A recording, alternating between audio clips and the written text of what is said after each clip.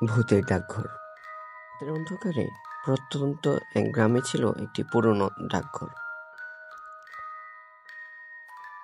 বহু বছর আগে এই ডাকঘরটি রহস্যময়ভাবে বন্ধ হয়ে যায়। গ্রামের প্রবীণদের মতে এখানে এক সময় ডাক পিয়নের মৃত্যু হয়েছিল। লোকমুখে শোনা যায় সেই ডাক পিয়নের আত্মা এখনো সেখানে ঘোরাফেরা করে। এক রাতে তরুণ কয়েকজন ছেলেমেয়েরা ভূতের অভিজ্ঞতার জন্য ডাকঘরে যায়। তারা দেখতে চায় সত্যিই সেখানে কিছু অস্বাভাবিক ঘটনা ঘটে কিনা। ডাকঘরে ঢোকার সঙ্গে সঙ্গেই তারা অনুভব করে ঠান্ডা হাওয়ার ঝাপটা, কিন্তু দরজা জানলাগুলো ছিল বন্ধ। একটি মেয়ে পুরনো চেয়ারে বসেছিল।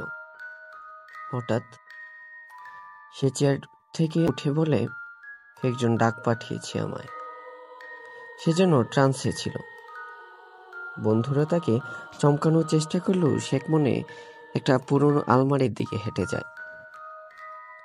আলমারির দরজা খুলতেই পুরনো চিঠির স্তূপ থেকে একটি চিঠি বেরিয়ে আসে। চিঠিটি ছিল রক্ত দিয়ে লেখা। তাতে লেখা ছিল, আমার আত্মার মুক্তি চাই, এই চিঠি পৌঁছে দাও সেই বাড়িতে যেখান থেকে ডাক এসেছে। ভয়ে সবাই পেঁচাতে শুরু করে, কিন্তু আলমারির ভেতর থেকে একটা হাত বেরিয়ে আসে এবং চিঠিটা তাদের এক বন্ধুর হাতে জোর করে দিয়ে দেয়।